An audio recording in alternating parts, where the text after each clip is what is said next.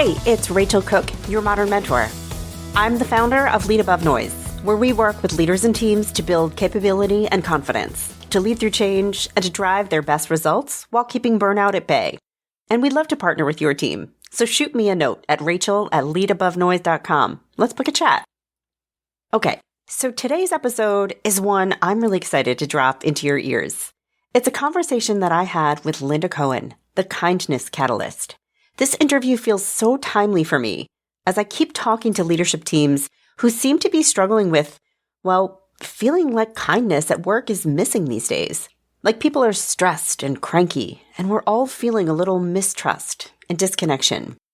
And as Linda makes so clear, these feelings have very real-world consequences on our employee experiences, but also on the results that we deliver.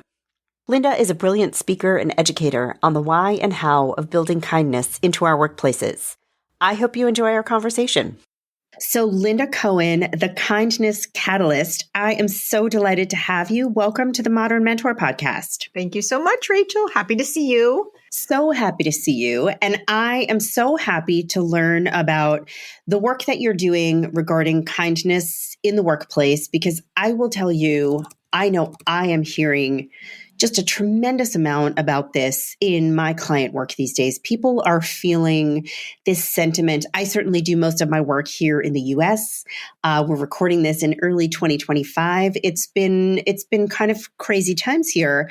And I think people are feeling it. They're feeling burned out. They're feeling overwhelmed. And I think people are describing to me this experience at work of people just being kind of edgier and crankier and less patient. And just the whole experience of engaging with colleagues is starting to get more challenging for people. And maybe I'd love to start, Linda, with a little bit about what are you hearing about in the workplace these days around kindness? And then we'll get into some of your expertise and advice. I think what you're saying is so right, Rachel. And I think the thing I'm hearing over and over again is having to give each other grace and ourselves, just because we are holding things outside of the workplace in addition to our workloads that may be, leveling on top of what we're feeling in our workplaces. And so making sure we are finding ways personally and professionally to lean into anything we need to continue to stay grounded and maybe not have to have difficult conversations every single day.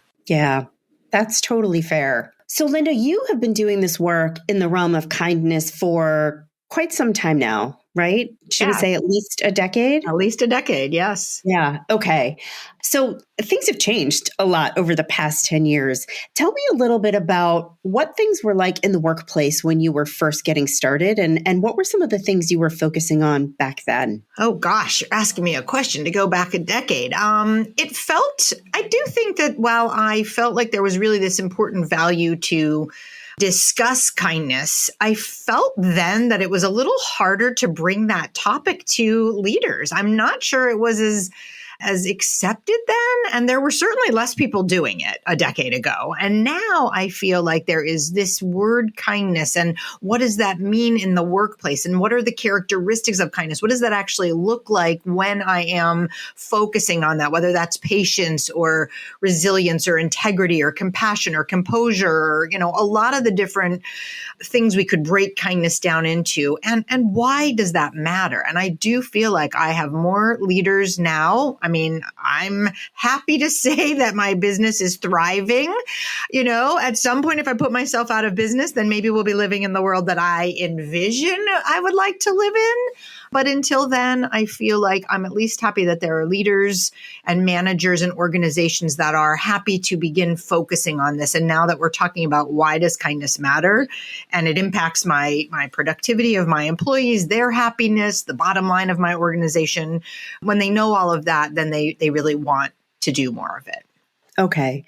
So it sounds like today leaders are recognizing that there is an actual business case, an imperative for infusing more kindness into the workplace. Yeah, 100%. And I think the other great thing for me, just as someone who stepped into this work kind of without having a roadmap to where this would lead to, there's also more research now. There are more books about it. There are professors, university professors, doctors, all sorts of people talking about the benefits of kindness professionally and personally. And so I feel feel like I have a lot more research and science and data that I can pull on when people push back about why does kindness matter. And I have to tell you, I'll tell you the answer. 10 years ago, I remember people asking me, who's going to hire you to talk about that? And I have not had anybody ask me that probably in the last, seven or so years. Yeah. That resonates. Do you have any particular favorite pieces of research or data that you like to pull on when you're talking to maybe a bit of a cynical leader around why happiness is so important at work? You would ask me that. I mean, I'll tell you the piece of research that I like to share, which is not really for the leader. It's really for the person themselves, which is about how kindness and happiness are connected. And the research is from a psychology professor at UC Riverside, and Sonia Lubomirsky, and she studies happiness.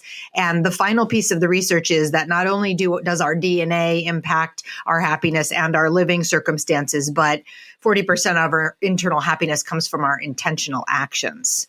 So that's a piece of research that I did not know when I stepped into this work. And I like sharing that because especially now when I think a lot of people feel overwhelmed, I can't change everything. I feel like there are many things out of my control. I love that research to remind you there may be things out of your control, but what's not out of your control is how you act or react. So if you are in a situation that is a difficult situation, you have to talk to an employee or something is going on or a team member, one of the kindest things you can do is have that difficult conversation, give that feedback, and know that that person will probably benefit in the long run from that feedback. So your intentional actions can be kind, but they can also be impactful in the work setting. Nice. So let's follow that thread a little bit, because I know difficult conversations, crucial conversations, we give them different labels. They tend to make people uncomfortable. Understandably, sometimes they are uncomfortable to have. And yet what I hear you saying is that sometimes having the conversation is the kindest thing we can do. So let's start there. Let's start with a leader or even an individual contributor who has something difficult that they've been sitting on. They know they need to give somebody a piece of feedback, or they need to address concerning behavior that they've seen. Are there any tips that you can offer around how we can have a difficult conversation in a way that is truthful and designed to help someone change behavior and also be a demonstration of kindness? Yeah, I mean, I had a leader last week that I actually was talking to about this in senior living, and she had an employee that was failing in, an activity that they had expected him to do. And so she called, and her door is always open. She is such a kind leader. She leads with compassion. She sees her employees as whole people. She's one of my favorite leaders to work with. And she said she called, this employee in and sort of said what she thought was going to happen in this situation so that he would, she would take something off his plate, and she could tell by his body language he did not like that. It felt like something was being taken away from him. And so she said, I can tell you're not happy with that. And, what's going on? What are you thinking about? And because they had built this relationship of safety, and he clearly knew he wasn't going to be fired because of this situation, he was able to share with her, well, this is what I want, and they were able to talk about it together and came up with a solution that was gratifying for both of them. So I think when you build that trust with your employees as a leader, and you are thoughtful about those difficult conversations, you can get to a point where you're going to be able to find a solution together. And so I think, trust and honesty and autonomy, letting your people have some of that as a leader, will allow you to have those conversations. And I think, if you practice when it's easy, it's going to be better when it gets to be a hard situation. And there's already this situation where you've created between the two of you. I think you got to assume best intent, and if you go into this situation with best intent, this feedback is going to be helpful to my employee. They're going to grow because I share this with them.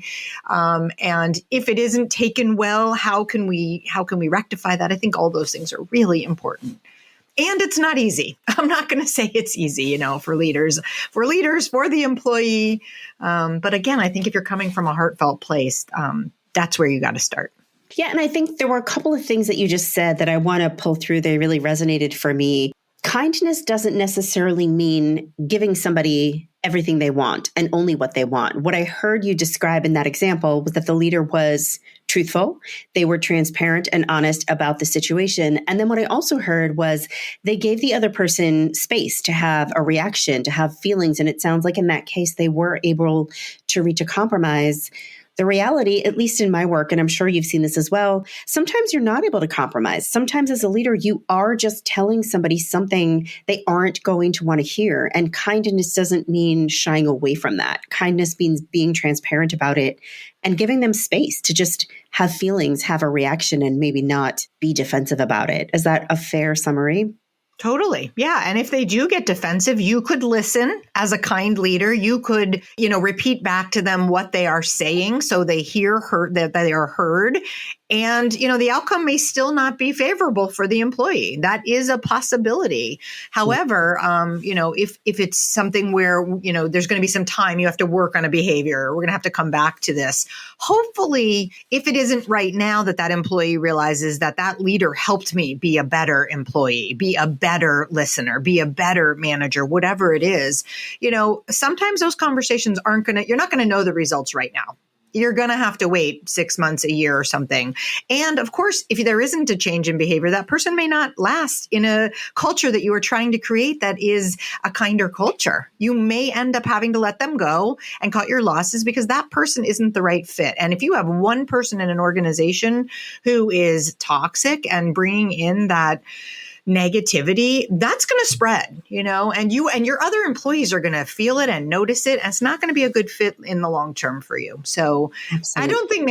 I think manager work is really hard. That is probably one of the hardest places in an organization. And when you do it well, your employees will remember you. I gave a talk this week to a leadership team, and I asked sometimes what's some way you got recognized? And somebody stood up and she said she got a letter from a manager like 25 years ago. It's still in her office. She still reads it. She still thinks about that manager. And now that she's managing other people, she also wants to emulate what she learned as a younger person. So I think that's really beautiful. I love that. So there's something in the power of just being reflective about some of your own experiences and what's worked for you. I loved what you said, Linda. You said, practice when it's easy. So then when it gets hard, you'll feel more confident about that. I love that. I want to call that out and sort of ask people to sit with that, because I think a lot of us, we think about difficult conversations, crucial conversations as being kind of these life or death moments, and we're sweating and our palms are getting sweaty. And now I'm quoting Eminem, but I think like finding moments where maybe the stakes are really low and you have a gentle piece of feedback that you want to give someone. Maybe somebody said something in a meeting and you want to offer them just a little bit of advice on how they could have been more concise or more persuasive. And it's kind of low stakes, but being conscious about finding these moments where you can practice being honest and kind at the same time. I think that's a really, really useful piece of advice we could all benefit from. Definitely. And the one thing I will also say is I've heard leaders say that they will practice outside of that first conversation. Maybe they'll role play with somebody that they trust before they go into the real conversation, because then they've maybe thought through what are some ways this could go.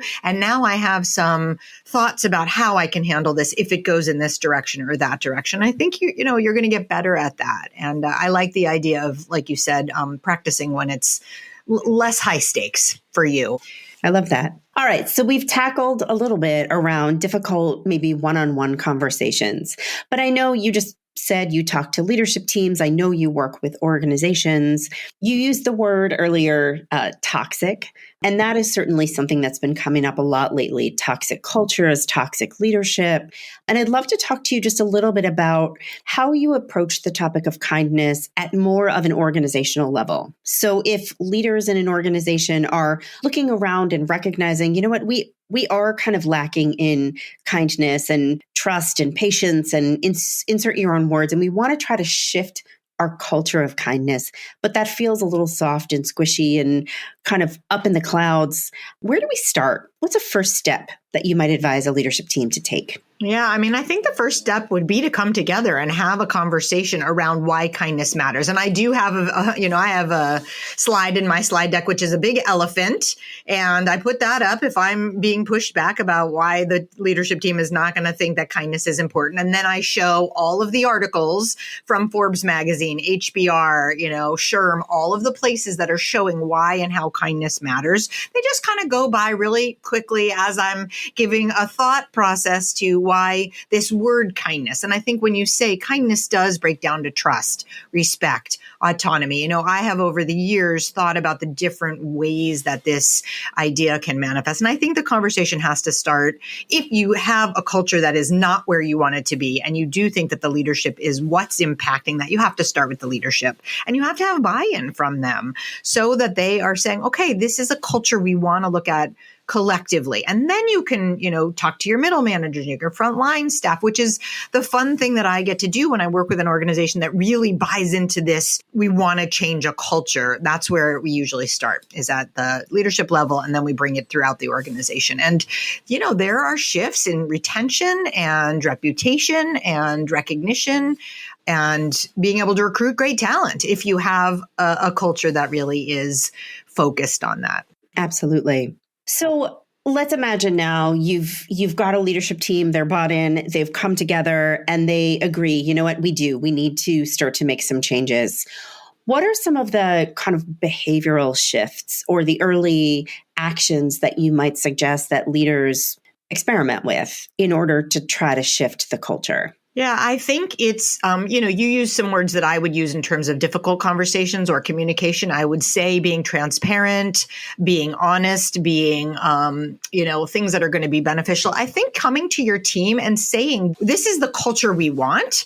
We aren't quite there yet. And maybe you start at a team meeting, an all staff meeting. Maybe you start with just your direct reports, your middle managers, but you begin to get the buy-in from any of the other people who are going to need to share the changing culture. And then I think you just have to make it top of mind. I mean, I have some really fun ways. I work in senior living, is one of my big audiences. And we brought out a bingo, a kindness bingo, which had all the behaviors we were trying to bring out. And we sort of incentivized it and gamified it as a fun way to bring it to more of the collective.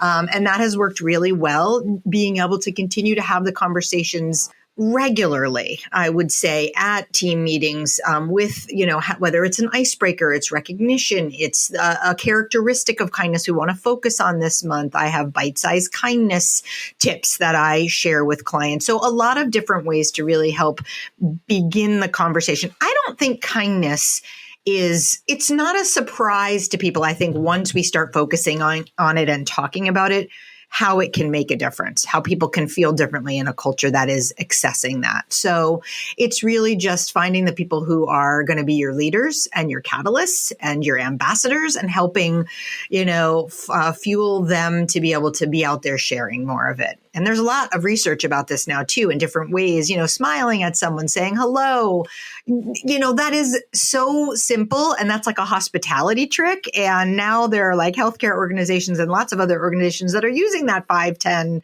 way to bring just a slightly kinder culture to the forefront. Nice. So saying hello, making eye contact. What are some other maybe boxes that you'd see on a kindness bingo card?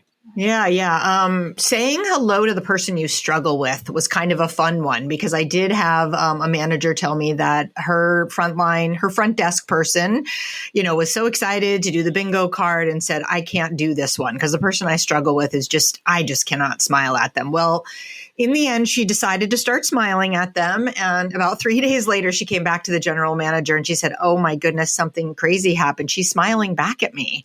Like, I think maybe it was me. And the realization that we have control of our actions and our reactions. We don't really control other people out there, but perhaps some of that prickly behavior you're getting from someone else stems from something you're putting out there, so smiling at people. I will tell you, the thing that I keep hearing so often is recognize my work. I mean, especially throughout the last several years of the pandemic, when people, their jobs morphed. They were taking on maybe way bigger expectations, job expectations than they had previously to COVID. And just acknowledge what I'm doing, notice my work, be specific about what I've done that you appreciate. So a manager can play a huge role if recognition is a big piece of what they do.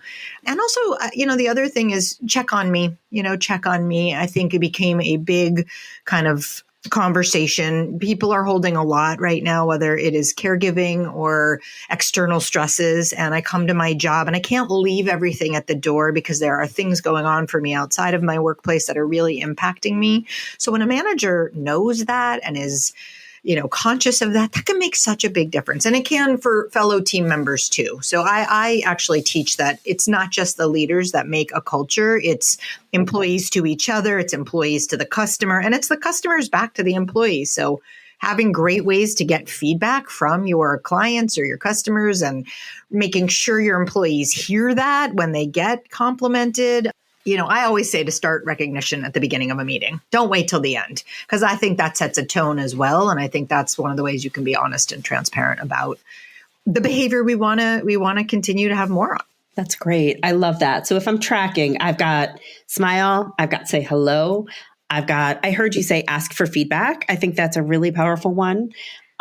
Check in on me, recognize my work. I think these are all, and I will just note that none of these have to cost $1 for any company that is saying, well, we don't have the money to invest in a big, giant recognition program. It's not really necessary, right?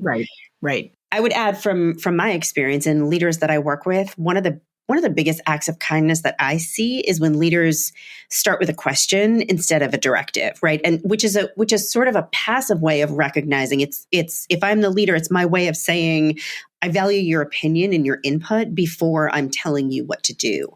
I think sometimes we tend to think of kindness as niceness and squishiness, but a lot of what I hear you describing is just signals of respect, honoring somebody else's space, their work, their perspective. I think these can be really significant ways to amplify the culture of kindness. Yeah.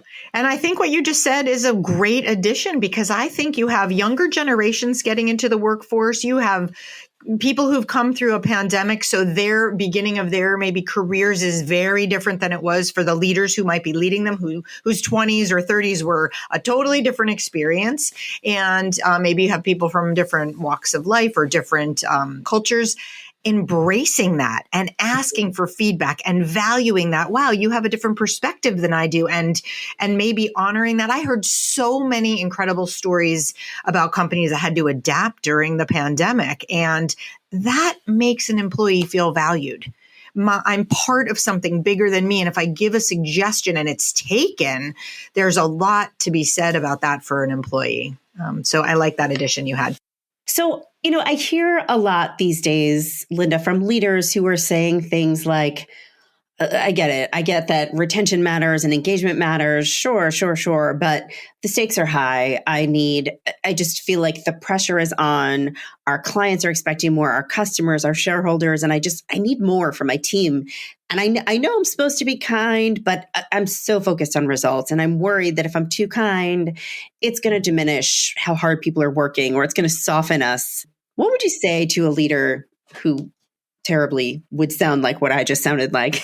Yeah, I would really encourage that leader to think about their employees and their managers as their customers. Mm-hmm. Because I think when you love on your managers and your employees, they will give your clients and your customers more than if you are all about productivity. I really believe that. And I think the companies that are starting to do that, they're seeing that. I'm hearing those stories. I'm reading about them. I'm meeting those leaders who are realizing that, loving my employees, and I'm using that word love, I know, but if you are loving on your employees and you're treating them the way you want them to treat their employees and your customers, they will.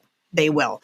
So I think there's a new paradigm happening. And if you have a leader who's still pushing back on that, I'd probably send them some of those articles that I was mentioning purposefully to have them read about it. I'd also might share a copy of my book, because in my book, Economy of Kindness, How Kindness Transforms Your Bottom Line, by the time I wrote that book, I had been doing this work for about 8 years with clients. And I had to put in there all these great stories that I had heard firsthand about leaders who lead with kindness, and really believe that my team is what I need to nurture. And if I nurture my team, they'll nurture everything else.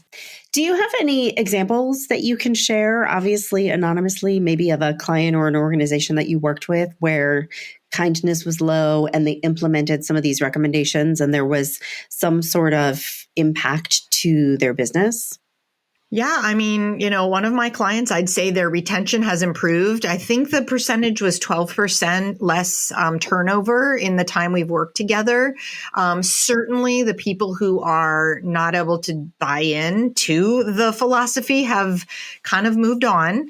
And there's been a change in how the managers think about I just think kindness has become top of mind.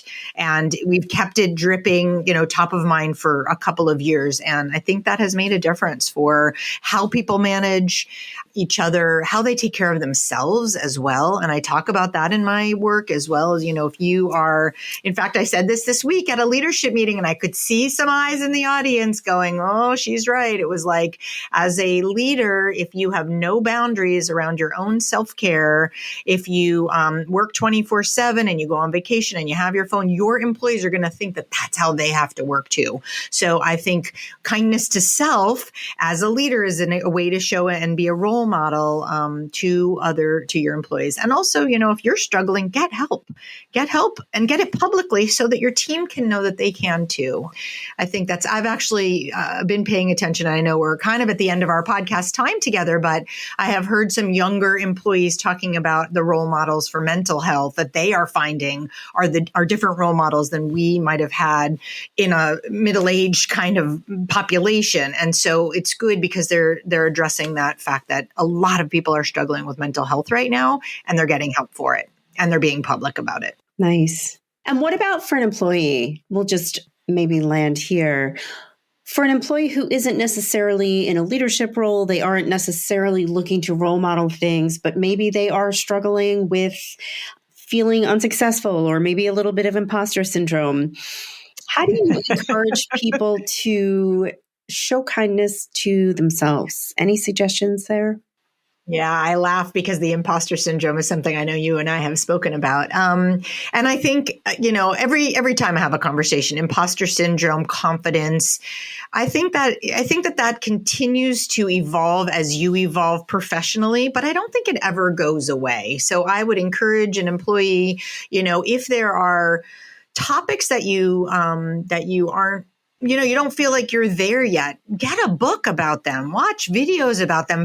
There's so many amazing people out there in the workforce who are embodying probably what you'd want to focus on. And I would say, encourage you to find that. And I would be honest with your manager. If you feel like you could have a conversation with your manager about that, do that. Because I think if your manager realizes I'd like to have professional growth, one of the things, Rachel, I see that I'm kind of not thrilled about is that I feel like sometimes the professional development happens at the leadership level and it doesn't trickle down through the whole organization. And I think that's a lost opportunity, because I do think in a lot of organizations, you have high potential employees who, with some professional guidance and professional development and the opportunities to go to conferences or what have you, might really benefit from that. And like, I'm thinking again with this idea that you have younger leaders or younger employees who are starting their work lives with a very different set of circumstances than senior leaders had, it would be really beneficial. And actually, I have one client I'm really excited about. They are actually launching a program this year that is going to focus on kind of new grads to get them into their particular work environment. And they're doing an entire year leadership program for those brand new people. And I know that's going to be a really successful program. And I get to be a part of that. I'm going to do a kindness set for them around this idea of leading. And we're going to talk about imposter syndrome and confidence and some of the ways you can do that. So I think that was a good question. Hope I answered it. Excellent. Thank you so much. So, Linda, as we start to bring this to a close, is there anything that I haven't asked you that you feel like you want to answer or that you want to just leave people with to reflect on or maybe to experiment with? Sure. I will leave you with my 3 universal lessons of kindness. I have been speaking about this now for many years, since I've been in this kindness work now for a long time. The first is that the size of the kindness doesn't necessarily matter, doesn't have to be something huge. And if you want to practice kindness, practice smiling at someone, letting someone in traffic. I'm originally from back east. I live out west. I learned how to not honk and let people in traffic. But you can do that in the workplace too, maybe acknowledging and noticing your employees, supporting someone. So find small ways that you can do that. The second lesson is the ripple effect.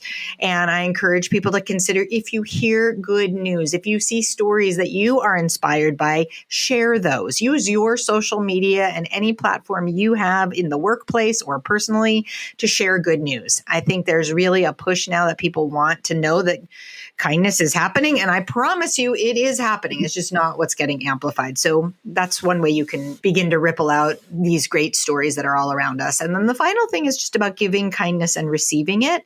And a lot of people find it very easy to be the givers of kindness, but most people struggle to receive kindness across the board, across the world. Whatever organization I talk to, people struggle with that. And my suggestion for that is to learn how to receive a compliment.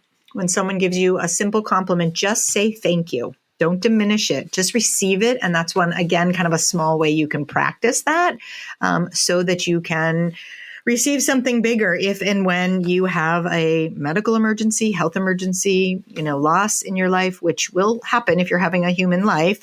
But then you'll be able to receive when people want to give to you at that time. So those are my lessons. That's a beautiful place to close, Linda. Thank you so much for being here today. Thank you. And we will have your contact information in the show notes if anybody wants to reach out and learn more about the amazing work that you do. Thank you so much. Thanks, Linda. Take care. And there you have it. I hope you enjoyed this conversation with Linda Cohen, the Kindness Catalyst. You can learn more about Linda and her programs at lindacohenconsulting.com. If you enjoyed this or any previous episode, it would be so kind of you to leave a rating or review in your podcast app for the show.